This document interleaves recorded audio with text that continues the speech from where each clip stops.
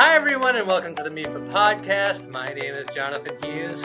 And I'm Julie Shields-Rutyna. And we are recording this in September, which is College Savings Month. Of course, I don't need to tell you that. September is College Savings Month. And what this means for us today is that we're going to be talking about college savings and specifically 529 plans. So we're going to be talking about the BabySteps Program, which is the Massachusetts first statewide seeded college savings program, basically putting $50 aside for every child born or adopted in Massachusetts into a U.Fund account. And that program's been around since 2020. So later on, we're going to be talking to the director of evaluation for that program, our friend, Daphna Gluck. So she's going to tell us how we've been doing since that program started, and also tell us about the first expansion of that $50 seed, which is for SNAP recipients. And that's also kicking off in September. So we're going to talk about that. Julie, what else should we cover today? Well, since we're talking about 529 plans, I guess let's share a little additional news about 529 plans. As the trend has been going, it's good news. So there have been some recent changes to 529s over the years, and the trend is always toward expansion of benefits. So making the tax benefits of 529s for qualified withdrawals permanent was one. Increasing the qualified expenses to include things like K through 12 tuition and apprenticeship training is another example. And those are at the federal level changes. And then depending on the state you live in, families may be able to deduct contributions to a 529 on their state income taxes, as is the case in Massachusetts. And actually, most states have some tax benefit like that. And the newest one is in the new Secure Act, which passed Congress at the end of 2022. And this allows up to $35,000 of a 529 plan to be rolled over to a Roth IRA without tax penalties. What is a Roth IRA? Sure. Yes, it's a retirement account, but it's a specific one where you deposit after-tax funds at the beginning, and then you don't pay taxes when you take distributions. Okay, thank you. I didn't know that. I know people talk about Roth IRAs. I always felt sort of foolish for not knowing what they were. So thank you. Now I know what a Roth IRA is. So you can roll some money from a 529 into a Roth IRA. Exactly. And I guess all I'll say at this point is that's great and that's good news, because it's always nice for families to think that they have a lot of options. You know, if they use all the money, they don't. But there are some wrinkles. So there are some stipulations with when you can do that and all of that. So I would just ask people to know that information, but stay tuned to see how this all works out. As Betsy Mayotte would say, I'm going to ask people to put their patience pants. I love that. Okay, so what else with 529 plans? Anything else? Well, yes, actually. So this is a change that will have an impact on families. And it's not a change to the 529s themselves, but a change in how they're treated for financial aid purposes. So as we've been talking about a lot on this show, the FAFSA, the free application for federal student aid, is being simplified. And there are a lot of changes happening. And one of the big changes has to do with how 529 plans that are held by grandparents, aunts, uncles, family friends, anyone other than the parent, how those are counted in the financial aid process. So, as we know, the FAFSA asks about parent income and parent assets, student income, and student assets.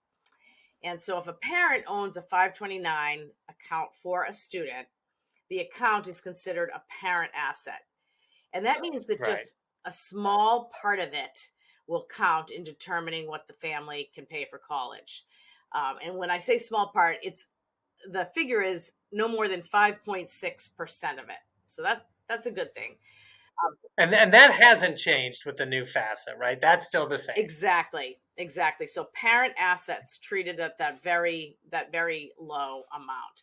And in fact, one of the myths that you and I spend a lot of time trying to break and talk about with families is that parents are sometimes afraid to save because they think, oh, that will mean I won't get financial aid. And we do a lot of work to say that isn't true. Savings are considered in such a small way in that process. So that's the case if an account is held in a parent's name. Right. So what if it's not held? What if a grandparent or somebody other than the parent does have it? Then how does it get counted? Yes. So again, big change for the positive this year. So I'll give a brief summary of how it was in the past. In the past, we would say to someone who, say, a grandparent was the account owner, you don't have to report that on the FAFSA. But once you withdraw the funds to use them to pay for educational expenses, then the amount that you withdrew was then reported on the FAFSA in the future year as student income. And that really affected the financial aid of the student, or could have potentially affected the financial aid of the student. So that is gone. So now any 529 that's owned by a third party is not reported on the FAFSA, and it doesn't get reported. Withdrawals don't get reported in later years or anything like that. So that is a nice change, and I think also will help other family members, grandparents, aunts, uncles, feel good about saving and not worry that it in some way is going to negatively affect the student. Yeah, so it won't get counted anywhere if it's owned. But okay, so knowing that, right, knowing that is a question that people have when they're setting up their 529s, I can see everyone now wanting to rush and change their 529 ownership if they're a parent that has their account for their child, or if anybody who's setting up a new 529, they want to set it up in the name of a grandparent or somebody else so it doesn't get counted as an asset. What is our guidance there for people who either already have it set up for their child in their own name as parents, or for people who are setting it up? It's really a question of ownership. So if a parent owns a 529 plan, they have full control over that. And they can use it for one student. They can transfer it to another sibling. They can use that however they want. Versus if a grandparent has a 529 account, they can use it however they want. So they can have it set up for one grandchild, but if they want to take that money out and transfer it to another grandchild, they can do that as well. So whoever is the owner has the control. And so it's really up to the family who they want to open the 529 plan. But I will say, going back to the beginning, even 529 plans held in the parent's name are treated in such a small way in the financial aid process that I think it's less about that and more about ownership. And I guess I'll also say the parent can have a 529 for the child, and the grandparent can as well. So families just have to think about what makes the most sense for them. And another little plug for it's always a great idea for parents and grandparents to be sitting down and talking about this too. Oh, that's a great idea. Yeah, so thanks so much, Julie. Now it's time for the MEFA Mailbag. These are questions that have come into us over the past weeks and been answered by our college planning team. So remember, if you have any questions, you can email us at collegeplanning@mefa.org. You can call us at 800-449-MEFA, and you can also reach us over social media on Facebook, that's MEFA MA, on X at MEFA Tweets, on Instagram at MEFA_MA. Our question today comes to us from Kezia, who writes, "Hi, my son is a high school senior in Massachusetts, and I'm a big fan of your podcast." All right, thank you very much. "I'm learning so much. Thank you so much for providing the expected family contribution calculator on your website. I'm self-employed, and I have a question." You ready, Julie? I'm ready. "Regarding the income tax paid box, line 25D is blank on my 1040. Already, we're way above my level here. But I definitely paid estimated taxes through 2022. And I also wrote a big check to the IRS in the spring of 2023 for income taxes owed for 2022. For the EFC, would I add up my estimated taxes and income tax owed? A lot to get to here, Julie. As I said, this is way above my head. So have at it. Great. Well, and the first thing I just have to say is that I'm so glad that she is using our calculator. This is a great calculator. It actually now will be called the Student Aid Index Calculator, SAI calculator, instead of EFC calculator because of the new FAFSA. And it's just a great way for people to go in and put in information to get an idea about the type, what will be expected of them to pay for college, and the type of financial aid they might be that might be available to them or to their students. So, thank you for saying what you said and for using the calculator. That's wonderful.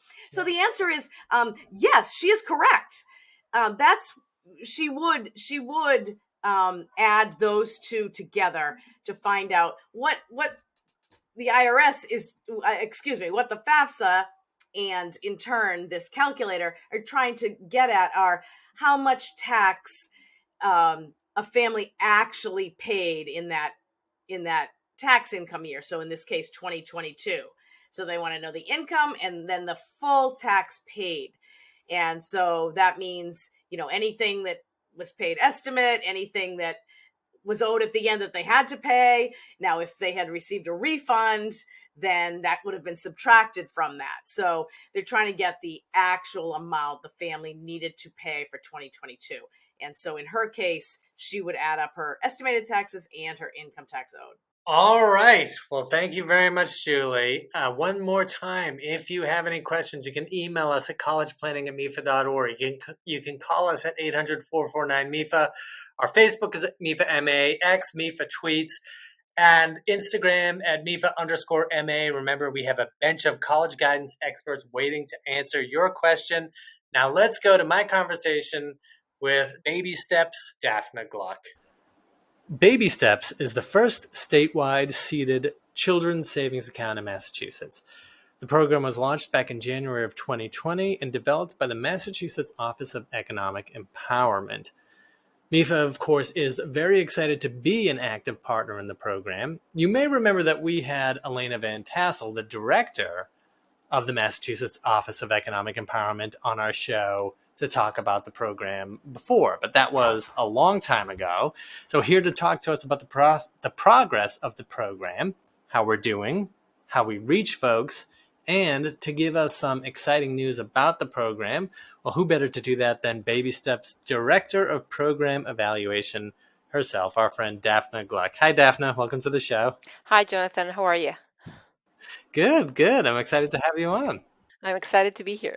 Can you, just in case folks aren't familiar, can you reintroduce OEE, Office of Economic Empowerment, and give a quick overview of the BabySteps program? Sure. So the Office of Economic Empowerment, or OEE, as we like to call it, is a department within the Office of State Treasurer and Receiver General for Massachusetts. And OEE is tasked with offering free and accessible financial education, promoting wage equity, and creating a bright future for children across the state. We deliver programs to all residents of Massachusetts and at every stage of their life, regardless of their economic background. And we offer initiatives that are tailored to meet the unique financial experiences of veterans, women, high school students, and older adults. And anyone who's interested in learning more about our programs can visit our website at mass.gov/treasury/empowerment. And for BabySteps, this is basically our flagship program.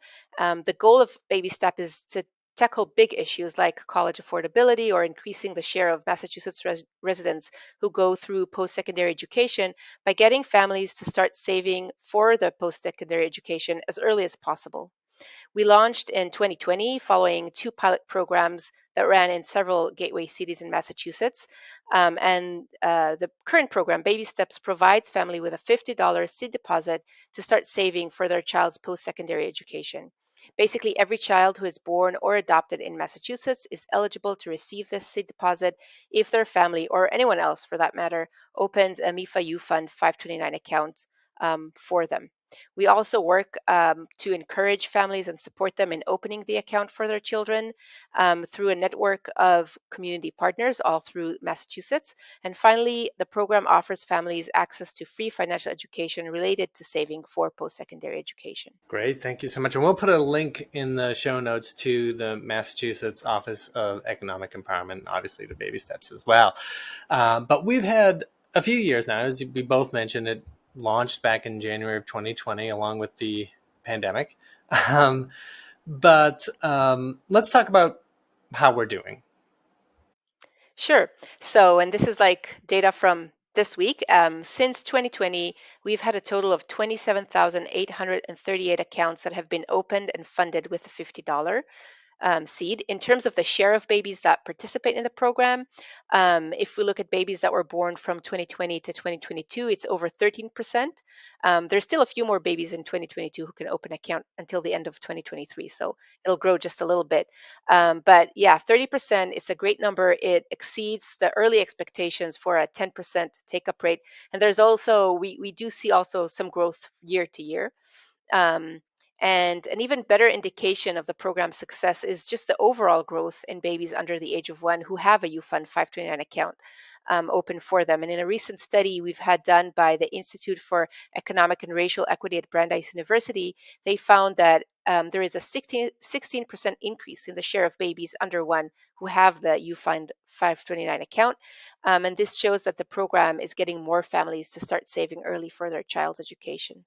Just to be clear, we keep saying 1 because Oh, yes. I might have not mentioned that, but families have to open the account before the child turns 1. So the program targets at birth or babies that are just born or adopted for that matter. And if we're talking about a child who's adopted, then the age doesn't matter as long as it's 1 year from adoption. Mm-hmm. And so as far as top line numbers, how much has the program actually given? We talk about $50 seeds. How much money have we actually seeded? And Yeah. then on top of that, how much has been invested in those accounts? So it's $50 times 27,838, and that's just over $1.39 million that was given to families through the Baby Steps program. And even more impressively, over 90% of families who opened the account made at least one deposit themselves into the account. There's a wide range of deposits, but the overall customer deposits into these accounts exceeds $287 million. That's a staggering amount. And if we add the interest that was earned on these funds, and it's interest only from like 3 years, and some accounts are 3 years old, some are less, but the interest from these past 3 years brings the total value of the accounts to over $305 million. Wow, that's really great to That's hear. quite a lot. Yeah, Yeah. that's awesome. I mean, I don't often take the chance to look at those numbers, but those are really impressive. I'm glad that you're here to talk Yeah. about it. Drilling down a little bit more on it, as most folks continuing to make deposits in their accounts, and if so, what is the average amount that they're actually putting in on a periodic basis?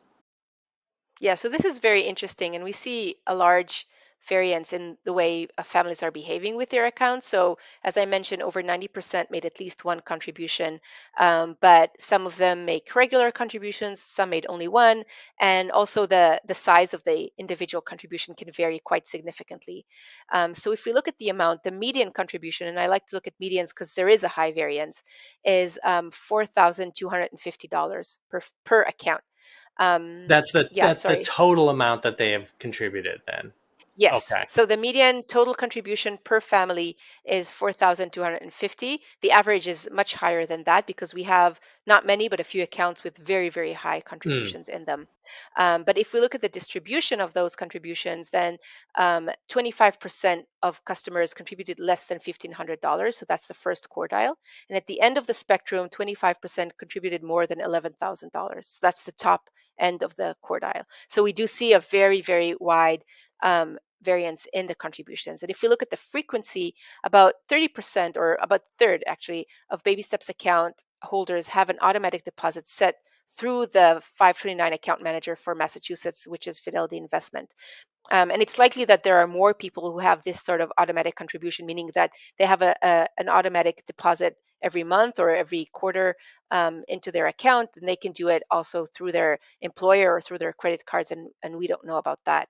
And automatic deposits are extremely effective at building savings, even if you don't have too much available income to put into the account. So we do see that many families have a small dollar monthly contribution that they do, and that can add up to a significant amount over 18 years, which is, the trajectory for these accounts. So over 1,800 families have an automatic deposits of $50 or less per month, and $50 times 12 times 18 amounts to $10,800 all altogether in contributions over the 18 years. And if you add the interest, which is compounded onto that, then you see that you can accumulate a not insignificant amount for your child's education through these accounts. I wonder if you could just give a word about why it's important that some of those smaller numbers are coming, or some of the under $50 is an important figure for folks to be contributing monthly. Sure. So I think it's really difficult when you think about your child's education, how much it might cost. It really sort of overwhelms, and especially early on when children are young, there are a lot of expenses, and families really have a hard time, you know, keeping up with all of their expenses. But the point is that when you start early, you don't have to put huge amounts of money to get into a significant amount of money at the end. You can start with to get the $5. So, even if you start with small scale deposits, but you make them regularly, it's a long enough time for you to accumulate enough money for the future. And you can, if at a later date when your child is out of the private daycare system and into public schools, you might have a bit more money to put in. That may change in the future, but the important part is that you start early, and also that you create this habit of putting money and saving regularly. Okay, so let's zoom out a little bit and ask how we first interact with people. How do we inform people about the program? Yeah, so there are several ways for us to inform families. And I think it's important to note here that we at Baby Steps and you at MEFA as well, our partners in this program, we don't know when a child is born, and we can't identify the families. What we do have, and the main method for us to reach families is through the parent worksheet that parents basically have to submit when their child is born. It's a nice little stack of forms that they have to fill out with the baby's name and all sorts of other details. And in the second page, they are able to check a box that basically indicates that they're interested in getting additional information about baby steps. And most of them will also give us their email, and then they'll be put into a monthly email through MEFA to get information about signing up to baby steps and additional information about post-secondary education. That's really the main way. And about 46% of families actually do um, check the box. About 46 of families, so about Yes, 46% of births, they yeah, actually do check the of box. birth Wow. do check the box, and that has been consistent since the program launched. Another way for families to hear about baby steps is through our community partners. A lot of the work that we do here on baby steps is to recruit community-based organizations and providers that focus, treat, and see families with infants to help spread the word about baby steps. So, for example, we're talking about family resource centers or sites or state-provided home visiting programs. All of these partners go through a presentation, are provided with information, printed materials about baby steps in a variety of different language, and they can share those with their clients. And this method of spreading information is really valuable for us because the organizations that we partner with have direct access to families, which we don't have, as you know, and are also very much trusted within their communities. And we do recognize that the first year after birth is really hectic for families, and we are competing for parents' attention with a host of other concerns and considerations. So, our aim is that a family will hear about baby steps from multiple sources multiple times. So they might see it in the parent worksheet and then see the email, and then they might walk into their local WIC offices and see our RAC card or receive it in a packet from one of the DPH programs. And then as the year ends, they might walk into a VITA site to get help in filing their taxes, and then the volunteer will tell them about that. And the hope is that if they do sort of hear it again and again, at a certain point, they'll hear it enough time to seriously consider opening the account. So we bring them to that point that Yeah, way. and this is where a lot of the work now comes in. I think for us that we do the work that we do together, which is getting the folks who check the box to actually open the account. So, can you talk about the ways in which we actually interact with families to try to get them to do so, and what gaps exist as far as the folks who we have been able to reach and those that we haven't?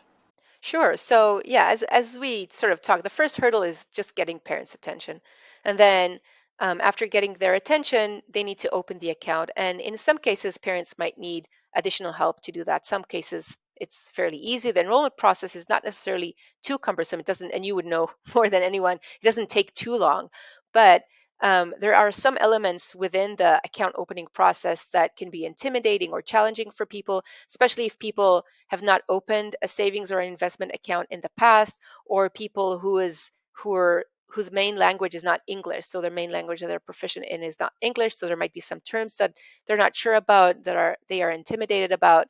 Um, and what we've tried to do in the past year is partner with community-based organizations that are willing and able to walk families through the enrollment process, basically sit with the family and go through the process with them, call Fidelity Investment Helpline if that's necessary, and along with them to answer questions.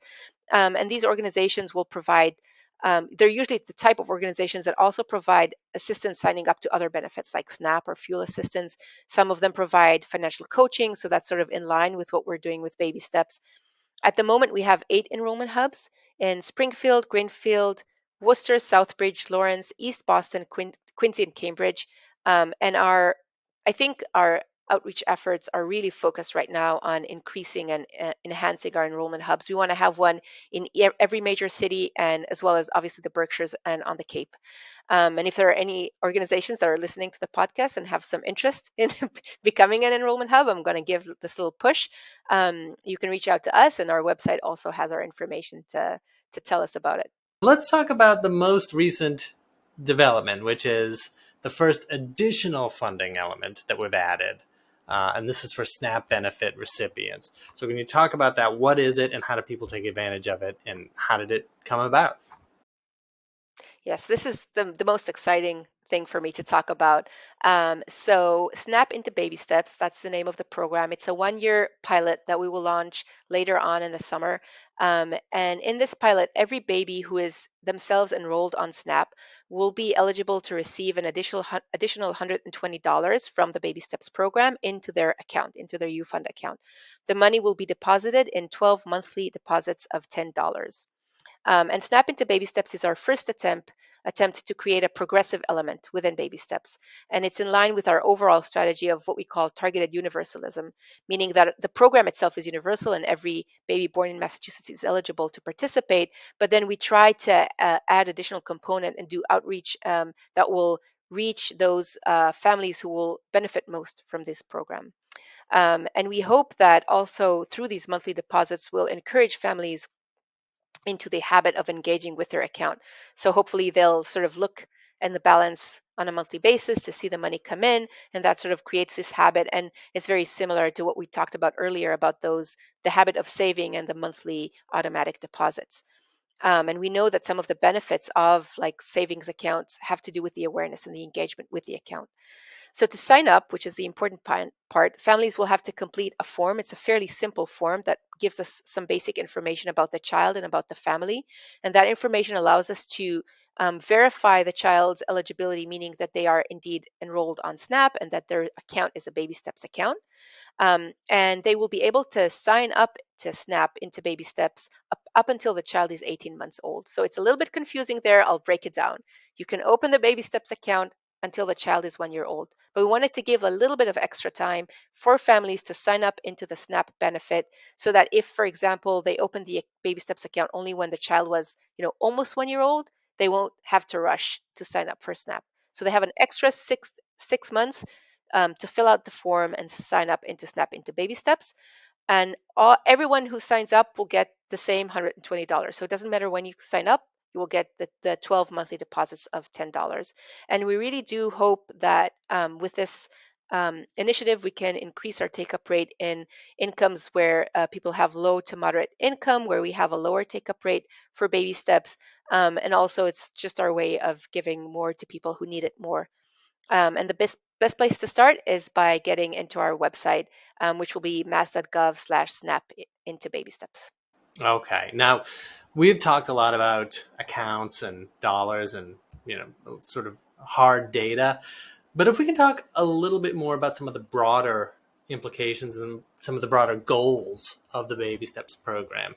Sure, this is really important. So, Baby Steps belongs to a larger family of programs that's known as CSA programs. CSA stands for Children's Savings Account. And like Baby Steps, these type of programs provide children with a savings account. It's usually targeting post-secondary education. And then there's some incentive to start saving with a seed or with matched savings or something like that. In Massachusetts, the city of Boston operates a similar program. It's called Boston Saves, and it's for children in the Boston public school system. CSA programs have been studied quite extensively, and there have been found to be they have been found to be quite effective at increasing the number of families who save for their children's post-secondary education and also the amount that is actually saved. And the studies have also found that there are interim benefits related to improved social and emotional functioning for the children, increased educational expectation from the kids, and the formation of what is known in the field as the college-bound identity. So the awareness of college and the thought that, well, college might be something for me too. And in some cases, even health benefits were found related to these CSAs. Um, Another important data point is that um, the analysis related to small scale savings for children found that for low income children who had less than $500 in college savings, they were 3 times more likely to enroll in college and 4 times more likely to complete. And that's like something that we keep saying, and it's a really compelling piece of information. And then among children who expect to go to college, so it's a broad population, those who had a savings account were 6 times more likely to actually attend than those who didn't have these accounts. All of these benefits are even more prominent for obviously lower income families or low to moderate income families, which also explains our focus to reach these families and provide them with more resources. And while enrollment rates for communities with low to moderate income have been considerably lower than the overall statewide enrollment rate for baby steps, we do see in the data that the increase since baby steps launched in those communities to open the 529 account is high, and it's higher than the increase that is shown in higher income areas. So the numbers themselves, the overall numbers are low, but they're moving up at a faster rate than in higher income communities. Well, that's really encouraging. So if folks want to know more about the program or if they want to sign up for an account, where do they go? Yeah, so they just have to visit mass.gov/babysteps, the best name for a website. All the information about signing up is there or accessing help from a local enrollment hub. And if anyone has any questions or concerns, please email us at babysteps@tre.state.ma.us, and we would love to help you out. Well, we'll put that in the show notes as well. Daphna, thank you so much. Thank you. All right, everyone, that was it. I want to thank Daphna for being here. And remember, everyone, if you liked what you heard today and you want to know more about planning, saving, and paying for college and career readiness, well, then follow the show. You can find us wherever you get your podcasts. And please remember to review us because it does help us to keep doing what we're doing here and getting the show out to people like you. Julie, thank you for joining me today. Oh, you're so welcome. And I want to thank Sean Connolly, our producer, and AJ Yee and Lauren Dance for their assistance in getting the show posted. Once again, my name is Jonathan Hughes, and this has been the MEFA Podcast. Thank you very much.